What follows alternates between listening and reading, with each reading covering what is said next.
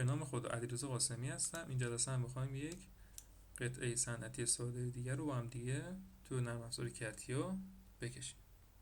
نمای روبروی قطعه است، نمای بالای قطعه و شکل سه‌بعدی که من اینو براتون قبلا آماده کردم به این شکل.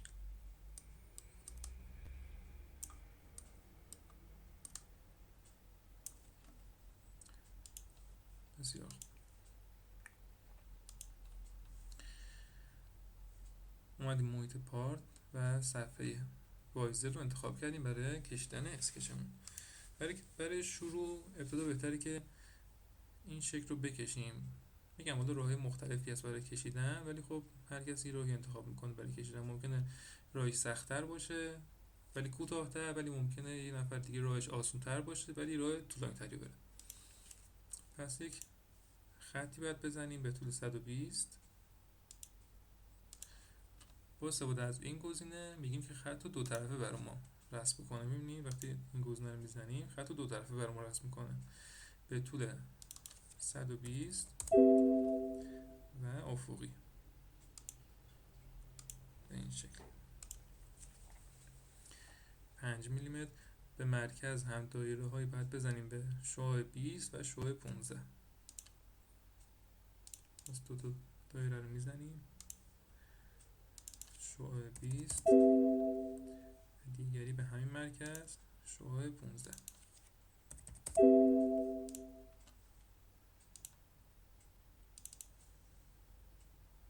خطی این گزینه رو برمی داریم که دیگه دو طرفه نکشه برامون به طول 5 میلیمتر.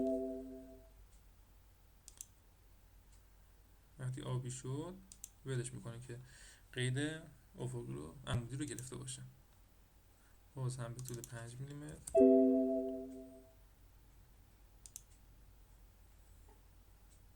میتونیم یه خط سراسری بکشیم. حالا بعضی بچه‌ها خط میکشن تا اینجا، ولی خب بعد وقتی پاکش میکنن توی محیط پارت وقتی میخوام پدش بدن ارور میده. بهتره که حالا برای اینکه اون ارور هم بر نخوریم یه خط بکشیم دقیقاً تا همین نقطه. ببینید وقتی این دایره آب تو پر شد، آبی تو پر شد، نه دقیقاً رو همون نقطه هستش. در ضمن وقتی هم که میبینید قیداتون بنفش شد مطمئن باشین که یک قید اضافیه. حالا میتونیم یه قید رو پاک بکنیم، میتونیم هیچ عکس العمل خاصی هم نشون ندیم. حالا پاکش میکنیم. بسیار خوب، میریم با پاک کن قسمتی که نمیخوایم پاک میکنیم.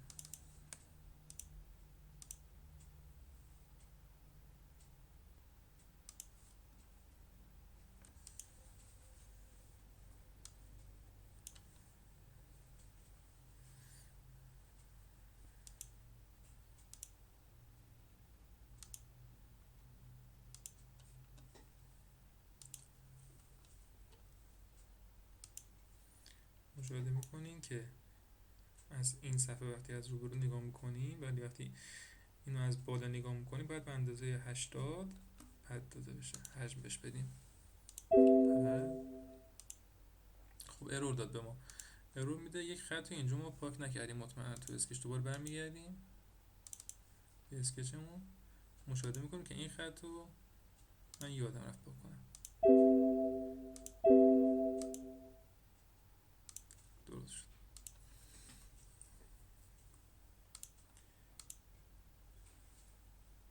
پد 40 تا و میرور. با استفاده از گزینه میرور از دو طرف پد میدیم که دوباره این مرکز دقیقا تو خود مرکز جسم باشه. مرکز هندسیمون کارمون رو خیلی راحت تر میکنه. اوکی، خیلی خوب. میتونیم برای زدن این قطعه ها که در 4 گوش هم هستن میتونیم یک مربع، چون این مربع 70 در 70 تو خود شکل نگاه بکنیم، میتونیم بیایم این مربع 70 در 70 رو بزنیم یا اینکه بیایم نه این خطوط رو انتخاب بکنیم اینا رو بزنیم. حالا ما مربع 70 در 70 رو انتخاب میکنیم، ببینیم چه اتفاقی میفته. میبینیم که مرکز وسط باشه چقدر راحت ما میتونیم مربع 70 در 70 اینجا ایجاد بکنیم.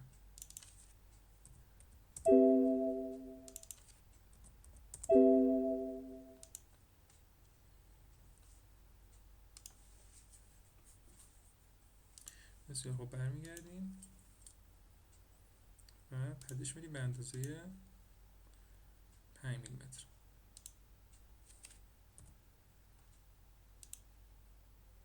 خب مشاهده بکنید که این مشکل برای ما به وجود اومد. حالا میتونیم خیلی راحت بیایم روی این صفحه رو انتخاب بکنیم،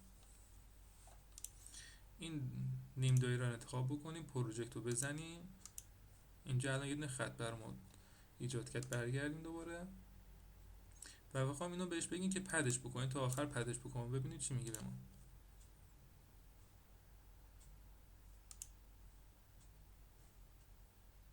میبینیم که الان اگه من اینو بزنم، ریورس رو بزنم، ارور میده. اگر من الان اوکی بزنم، میبینیم ارور میده. چرا؟ چون پروفیلم یک پروفیل بازه. بذارین دوباره برگردم روی اسکچ بهتر توضیح بدم. این پروفیل باز رو من انتخاب کردم. اگه بخوام اینو پدش بدم، بهتره که یه پروفیل بسته داشته باشم. یعنی به هم میگه باید یه پروفیل بسته داشته باشی. دیلیت رو میزنم، دوباره دایره انتخاب میکنم، به شوه کوچیکه 15 بود، به شوه 15.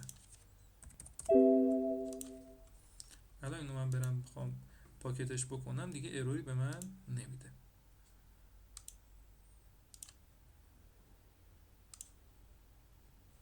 بدین صورت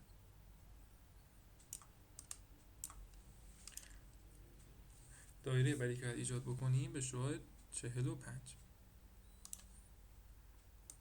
مرکز هندسی، از مرکز هندسی صفحه بازدید رو انتخاب میکنیم، اسکچ،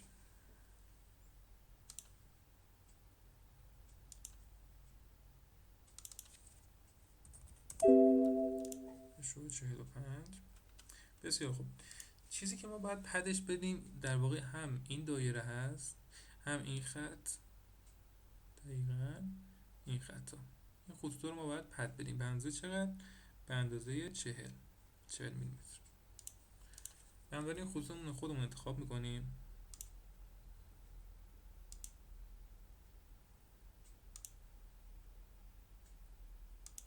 دقت بکنید که اگر خطی رو در واقع انتخاب کردیم و دو بار پروژکت شد اون خط، مطمئن باشین که به شما ارور میده. هر خطی که انتخاب کنیم فقط یک بار باید پروژکت بشه. قسمت اضافی رو پاک میکنیم.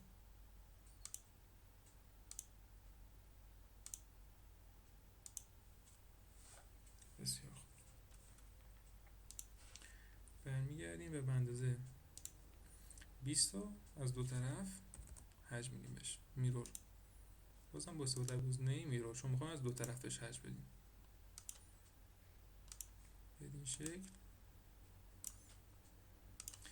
اینجا شما یک خطچینی مشاهده میکنین به شعاع 40 که در واقع خالی شده. برای همین شما از روبرویی که نگاه میکنید به عنوان خطچی میبینید، از بالا هم اینو به عنوان خطچی میبینید که به اندازه 30 تا خالی شده. الان بکشیم شما کاملا متوجه میشین که این چیه. باز هم صفحه مرکزی بازی رو انتخاب میکنیم، دایره به شعاع 40،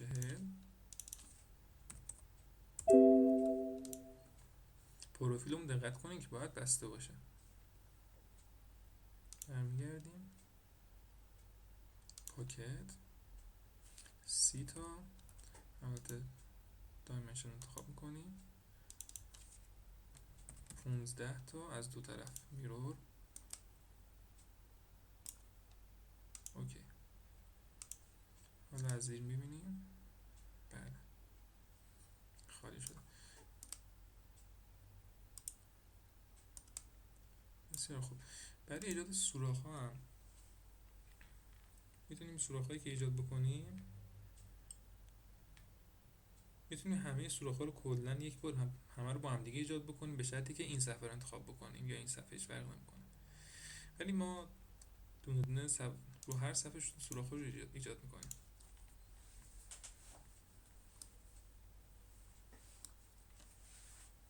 سوراخ‌هایی به قطر 8 از مرکز 30 تا فاصله دارم. این طرف هم 100 تا. مشاهده بکنید 120 تا اینجا فاصله داره. 10 تا در واقع قطر خود اینه تا اینجا، 10 تا اینجا ازش کم بکنی از دو طرف میشه کلا 100 تا که فاصله این است.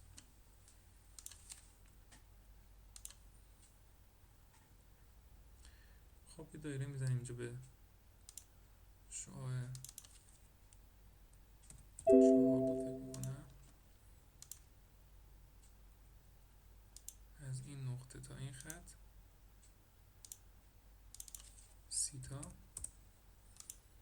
از دوباره نقطه مرکزی دایره تا این خط هم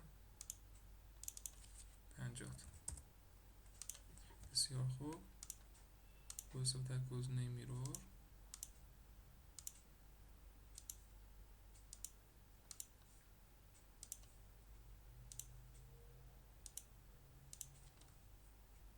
برمیگردیم پاکت آپ تو لاست تا آخرین جایی که ممکنه برای ما سوراخ بکنه و اوکی.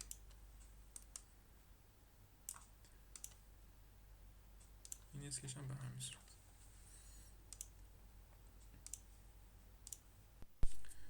بسیار خوب. این سفر انتخاب کردیم و دایره ها رو میخوایم بزنیم. شما دقت بکنید که توی خود نقشه اطلاعاتی در مورد مکان این دایره ها به ما نداده. یه جوری باید خودمون حدس بزنیم. حتی شما این دو تا دایره رو ببینین این پایین در یک راستا نیستن. میبینید فاصله رو؟ این فاصله بیشتر و این فاصله کمتر. ولی فقط قطرش به ما داده 6.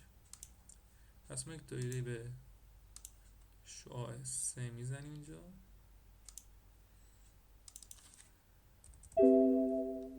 هدیه قطرش هم دیگه به دلخواه خودتون دیگه. میتونید این نقطه تا این نقطه مثلا 6 باشه. این نقطه هم تا این خط هم مثلا 6 باشه.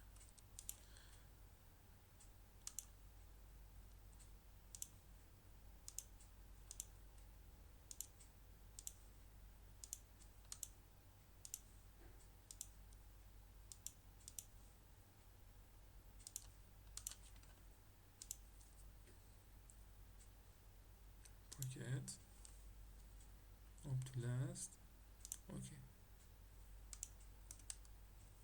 این 4 گوشم باید فیلت بخورم به شعاع 10.